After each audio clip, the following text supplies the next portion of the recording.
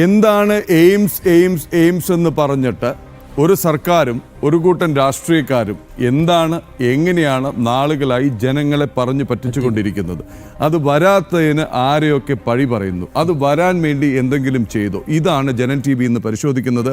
ഒരിക്കൽ കൂടി news ഡെസ്കിലേക്കാണ്, Prajith മോഹനിലേക്കാണ്. Prajith, AIIMS എന്നുള്ള വാക്കിനപ്പുറത്തേക്ക് എന്തെങ്കിലും ചെയ്തു ഒരു വലിയ പദ്ധതി, ഒരു ബൃഹത് പദ്ധതി വരണമെങ്കിൽ അതിന് എന്തൊക്കെ ചെയ്യണം, അത് ചെയ്യേണ്ട കാര്യങ്ങളൊക്കെ ചെയ്തിട്ടുണ്ടോ?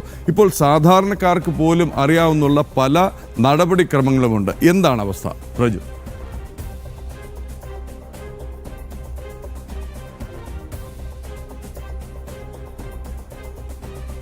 കാലയളവ് തൊട്ട് വെറും ഒരെണ്ണം മാത്രമായി ചുരുങ്ങിയതും പറഞ്ഞു. ഇനി നമുക്ക് ഈ ഭൂമിയുടെ കുറച്ച് വിശദാംശങ്ങളിലേക്കൊന്ന് പോകേണ്ടതുണ്ട്. കാരണം എല്ലായിടത്തും എന്തൊക്കെയാണ് പ്രത്യേകതകൾ എന്നുള്ളത് പ്രാഥമികമായി നോക്കാം. സർക്കാർ ഇപ്പോൾ കണ്ടെത്തിയിരിക്കുന്ന അല്ലെങ്കിൽ അവർ പ്രാധാന്യം കൊടുക്കുന്ന ഏക ഭൂമി എന്നുള്ളത് കിനാലൂരിലെ ഭൂമിയാണ്.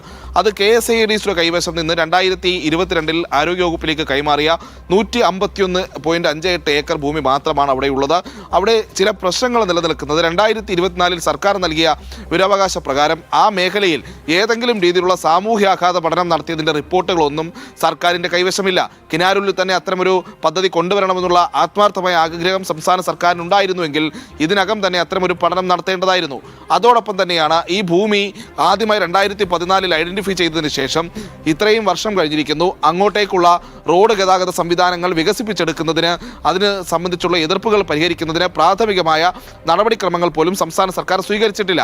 അപ്പോൾ സ്വാഭാവികമായും കിനാലൂരിലും ഈ എയിംസ് കൊണ്ടുവരുന്നതുമായി ബന്ധപ്പെട്ട് എന്തെങ്കിലും രീതിയിലുള്ള ആത്മാർത്ഥമായിട്ടുള്ള നടപടി സംസ്ഥാന സർക്കാരിൻ്റെ ഭാഗത്ത് നിന്നുണ്ടായിട്ടില്ല എന്നുള്ളത് ഇതിൽ നിന്ന് വ്യക്തം. 151 ഏക്കറാണ് അവിടെയുള്ളത്. ഇനി മറ്റ് സ്ഥലങ്ങളിലെ കണക്കുകളിലേക്ക് നമുക്ക് പോകാം.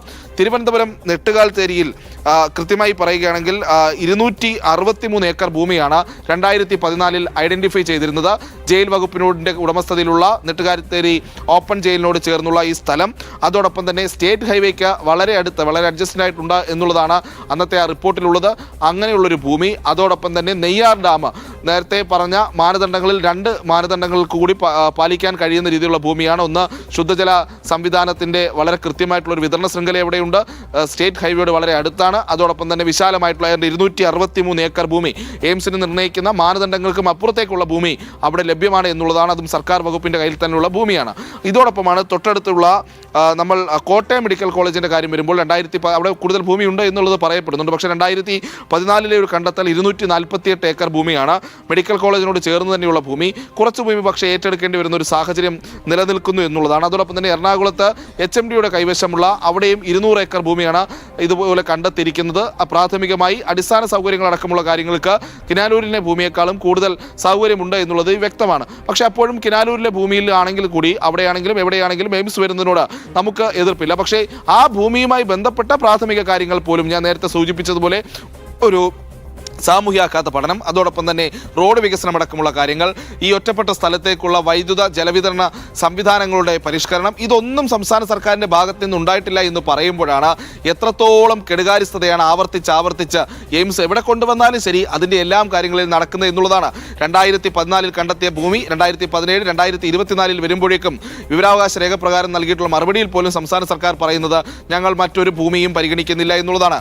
അപ്പോൾ ഇത്രയധികം ഭൂമികൾ മറ്റ് സ്ഥലങ്ങളിൽ കിടക്കുമ്പോൾ ഇപ്പോൾ കിനാലൂരിൽ തന്നെ എയിംസ് കൊണ്ടുവരാൻ കേന്ദ്ര സർക്കാർ അനുമതി നൽകുകയാണെങ്കിൽ കൂടി അതിൻ്റെ മാനദണ്ഡങ്ങളിൽ പ്രാഥമികമായി നൽകേണ്ട മറ്റ് ഭൂമികളുടെ നിർദ്ദേശങ്ങൾ കൂടി നൽകാതെ ഈ എയിംസ് എന്ന് പറയുന്ന പദ്ധതി തന്നെ സംസ്ഥാനത്തിന് ലഭിക്കാതിരിക്കാൻ കാരണമായത് 2016 മുതലുള്ള പിണറായി വിജയൻ സർക്കാരിന്റെ കൃത്യമായ കെടുകാര്യസ്ഥതകളും വീഴ്ചകളുമാണെന്ന സംശയലേശമന്യേ നമുക്ക് പറയാൻ കഴിയും.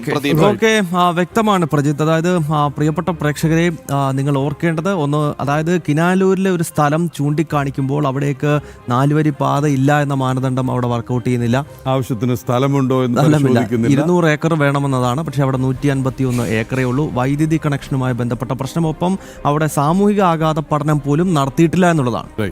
ഈ ഗൗതം, എയിംസ് എന്നുള്ള പേര് വാർത്തകളിൽ ആദ്യം നിറയുന്നത് ഇന്ദിരാഗാന്ധി അംഗരക്ഷകരാൽ വെടിവെച്ച് അല്ലെങ്കിൽ വധിക്കപ്പെട്ടപ്പോഴാണ് ആദ്യം സിംഗും ബിയാൻ സിംഗ് ബിയാൻ സിംഗും സത്വന്ത് സിംഗും. അപ്പോൾ ആ സമയത്താണ് ആദ്യം ഇത്തരം സ്വാഭാവികമായിട്ട് ഭാരതത്തിൽ അന്ന് മാധ്യമങ്ങളെന്ന് പറയുന്ന ഔദ്യോഗിക മാധ്യമങ്ങളേ ഉള്ളൂ, പത്രങ്ങൾ ഒഴിച്ചു നിർത്തി കഴിഞ്ഞാൽ അവിടെ അവരൊന്നും ഔദ്യോഗിക ഒരു കൺഫർമേഷൻ വരാത്തതുകൊണ്ട് വാർത്ത പുറത്തു വിട്ടിരുന്നില്ല. BBC അടക്കമുള്ള ചില രാജ്യാന്തര മാധ്യമങ്ങളാണ് അതിൽ ആദ്യം പുറത്തുവിട്ട വാർത്ത she has been rush to AIIMS, All India Institute of Medical Sciences. അങ്ങനെയാണ് അത് വാർത്തയിൽ നിറയുന്നത്. അതായത് അന്ന് ഇന്ത്യയിൽ ലഭ്യമായ, ഡൽഹിയിൽ ലഭ്യമായ ഏറ്റവും മികച്ച ചികിത്സ എയിംസില്ല. മെഡിസിറ്റികൾക്ക് മുമ്പുള്ള ഒരു കാലം, സ്വകാര്യ മെഡിസിറ്റികൾ അഫോർഡ് ചെയ്യാൻ പറ്റാത്തവർക്ക്, സ്വകാര്യ മെഡിസിറ്റികളിലെ വമ്പിച്ച ചികിത്സാ ചെലവ് താങ്ങാൻ പറ്റാത്തവർക്ക് കൂടി ആശ്രയമാകുന്ന വിദഗ്ധ ചികിത്സ എവിടെ ലഭ്യമാക്കണം, എങ്ങനെ ലഭ്യമാക്കണം, അതിനെന്ത് ചെയ്യണം എന്നുള്ളതിനെ ചൊല്ലിയാണ് ഒരർത്ഥത്തിൽ പറഞ്ഞാൽ ഈ പിന്നണിയിലെ കളികൾ നടക്കുന്നത്.